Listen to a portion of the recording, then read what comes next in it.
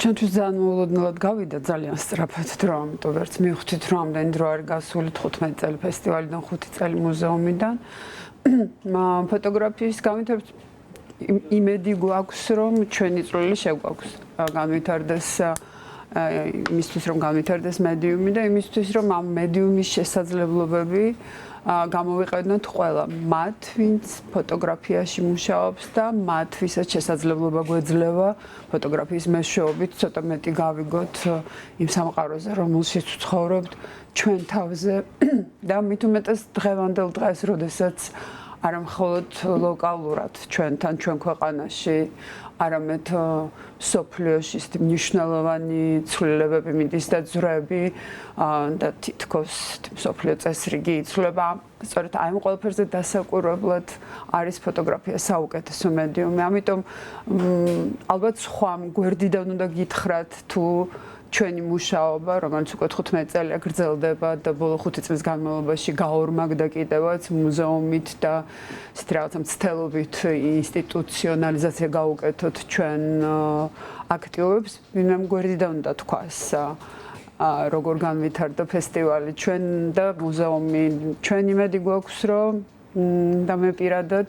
რომ იმას რასაც ვაკეთებთ ყოველთვის სურვილით ჩვენ ძალიან დიდ აუდიტორიას მივცეთ მეტი შესაძლებლობები რომ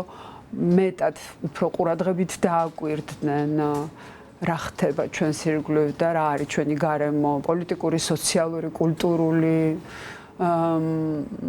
ამისთვის შეიქმნა ფესტივალიც, ამისთვის შეიქმნა მუზეუმი, არც ფესტივალი, არც მუზეუმი არასდროს არ შექმნილა მხოლოდ გამოფენების გასაკეთებლად და იმისთვის რომ შევიკრიბოთ ხოლმე და ვთქვათ, რა კარგი გამოფენა, არა. გაცილებით უფრო მძიმე და ესეთი დიდი მისიები მქონდა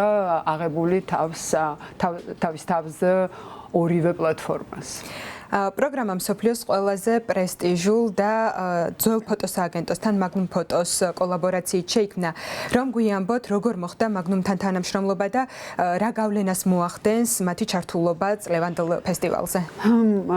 აი, სხვა შორის წინა კითხვაზეც ალბათ პასუხია ნაწილობრივ ეხაც შემიძლია გაგცეთ, როდესაც იკითხეთ, როგორ განვითარდა ფესტივალი. მე ვფიქრობ, განვითარების ერთ-ერთი ძალიან მნიშვნელოვანი ხაზი იყო, რომ მივხვდეთ იმისა, რომ პატარა ფესტივალი ვართ მიუხედავად იმისა, რომ არ ვართ ისეთი რაღაც ევროპული და საერთაშორისო ფოტოგრაფიის მეინსტრიმში, მაინც ცოტა გარეთ ვართ, იმიტომ რომ 40 წლის დაგვიანება გვაქვს დიდ ფოტოგრაფიულ პროცესებთან შედარებით, რომლებიც ევროპაში, ამერიკაში ვითარდებოდა და ეს ყველაფერი საბჭოთა რეჟიმის დამსახურება იყო, რა თქმა უნდა, ბრჭყალებში, მაგრამ უკაცრავად ის რაც შედგა ამ ფესტივალის დასაწყისიდან დღემდე და მუზეუმის ფარგლებში ეს იყო ძალიან მნიშვნელოვანი საერთაშორისო პარტნიორებთან პროფესიული კავშირების და ურთიერთობების დამყარება. შესაბამისად ერთ-ერთი ესეთი ყველაზე მნიშვნელოვანი პარტნიორი და მხარდამჭერი ვინც გვყავს ფაქტურად ფესტივალის პირველივე წლებიდან არის მაგნუმის სააგენტო, რომელიც როგორც თქვენ აღნიშნეთ, ყველაზე პრესტიჟური, ყველაზე დიდი და ყველაზე გავლენიანი ფოტოსააგენტოა. და ძალიან ბევრ უნიჭიერეს ფოტოგრაფს აერთიანებს. ამიტომ მართალი რო გითხრათ, არ გვინდოდა აღნიშნა, იმიტომ რომ არ ვართ ისეთი აღნიშნების ხასიათზე, მოდი ესე ვთქვათ, ბევრი სხვა საფიქრალი გვაქვს, მაგრამ ჩავთვალეთ, რომ ისევ იმიტომ, რომ ფოტოგრაფია არის ბრწყინვალე მედიუმი იმისთვის, რომ სწორედ დააკვირდეს შენს ირგვლივ რა პროცესები მიდის, ამიტომ არ გვინდოდა სულ ყურადღებითაც დაგვეტოვებია და შესაბამისად, რომ დავიწყეთ ფიქრი მიმართეთ მაგნუმს, დაგვიჭირეს მხარი, მოუნდათ ჩვენთან ერთად მუშაობა და აი ეს პროგრამა, რომელიც შევქმნით 2025 წლის ფესტივალისთვის, მხოლოდ მაგნუმის ფოტოგრაფებთან და არქივებთან თანამშრომლობით, კი არა და არქივებზე დაყრდნობით შეიქმნა. როგორც ჩანს, დოკუმენტური გამოსახულება განსაკუთრებით გამოირჩევა თქვენს წლევანდელ პროგრამაში. თქვენი აზრით, რას გვეუბნება დოკუმენტური ფოტოგრაფია ჩვენი თანამედროვე ცხოვრების შესახებ, ისეც, რასაც დაუშვათ სხვა ხელოვნების ფორმები შეიძლება რომ ვერ გვიამბობდეს და როგორ აისახება ასევე დღევანდელი, ასე ვთქვათ, ტურბულენტური გარემო დოკუმენტურ ფოტოგრაფიაზე?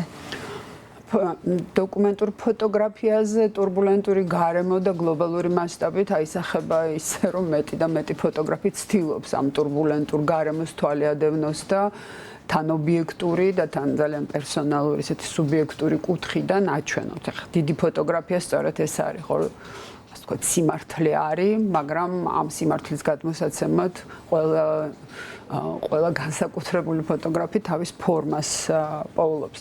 ამიტომ დოკუმენტური ფოტოგრაფია დღეს ისევე როგორც ყოველთვის მანამდე მე ვიტყოდი რაღაცა დიდ სამსახურში არის სწორედ ამ პროცესებში ამ პროცესებზე დასაკვირვებლად არიან ძალიან ბევრი ახალგაზრდა ფოტოგრაფები და თქო ძველი თაობისაც და ყველა ერთი დატვირთვით მუშაობს. მე ვიტყოდი იმას, რომ კიდევ ერთხელ რა დოკუმენტურს და არა მხოლოდ დოკუმენტურ ფოტოგრაფიას, კონცეპტუალურ ფოტოგრაფიას, ზოგადად მედიუმს აქვს იმის შესაძლებლობა, რომ დამკვირვებელი იყოს და ეს ყველაზე მნიშვნელოვანია, მაგალითად, ეხლა მახსენდება ძალიან ცნობილი იტალიელი ფილოსოფოსის ჯორჯო აგამბენის სიტყვები, რომლებიც განსაზღვრავს თავის განსაზღვრებაში რა არის თანამედროვეობა, უბრალოდ როგორ უნდა იყოს თანამედროვე, ვინ არის ის, ვინც არის თანამედროვე, იქ ამბობს, რომ თანამედროვე არის ის, ვინც თავის დროს და მიმდინარე მოვლენებს აკვირდება, ოღონდაც აკვირდება მის ყველაზე ბნელ და ესეთი დაფარულ შრეებს და იქ ეძებს მასალას. ამიტომ ესეთი ყველა ის ფოტოგრაფი, ვინც იცის აი ამ მასალასთან მუშაობა, რაც არის ჩვენი დრო, იმას აქვს რაღაცნაირი ხერხებიც განსაკუთრებული და მე ვფიქრობ გამოფენა, რომელიც გაიხსნა ფოტოგრაფიის მუზეუმში გუშინ 18 ივნის. ამის გადასარევი მაგალითია, იმიტომ რომ სწორედ მაგნუმის სააგენტოს სამი თაობის აბსოლუტურად განსხვავებული ხელწერის ფოტოგრაფები არის, მათი ნამუშევრები არის შეკრებილი და გადასარევად აჩვენებს ეს ხელწერაც, სამი თაობის ინტერესებიც მაშინდელ მსოფლიოში ან დღევანდელ მსოფლიოში, ერთ იმ ტრაექტორიას, რომელზედაც გაიარა მსოფლიოს განვითარებამ მეორე მსოფლიო ომის დასრულების შემდეგ დღემდე. რამდენადაც ვიცი, ფესტივალის ფარგლებში ასევე ტარდება სემინარები და საჯარო ლექციებიც. როგორ ხედავთ აი ამ საგანმანათლებლო კომპონენტების როლს ფოტოგრაფების მომავალი თაობების ჩამოყალიბებაში, განსაკუთრებით, როდესაც ვსაუბრობთ საქართველოს შესახებ? მე ვფიქრობ, გადამწყვეტი მნიშვნელობა აქვს ჩვენ საერთოდ ორივე პლატფორმით, მაგრამ განსაკუთრებით მუზეუმით ძალიან ბევრს ვაკეთებთ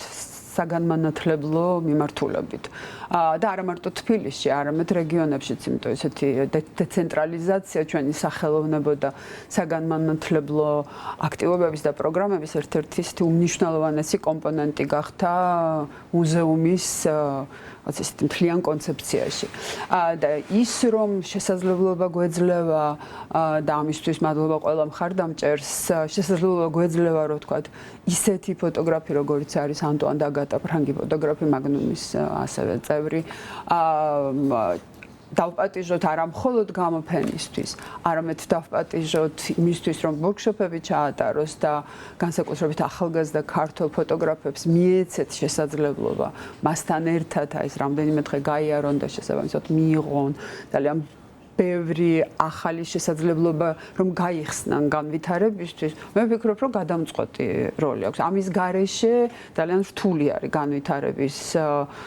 წარმოდგენა ფოტოგრაფისტვის და შესაძლებლობა ასეთ გამოცდილ პედაგოგთან, ასეთ განსაკუთრებულ ფოტოგრაფთან და ასევე ადამიანთან, რომელსაც აბსოლუტურად განსაკუთრებული ჰუმანური ადამიანური თვისებები აქვს. მე ვთვლი, რომ არა მხოლოდ პროფესიულად, არამედ პიროვნული ზრდისთვისაც ძალიან მნიშვნელოვანი გამოცდილება იქნება.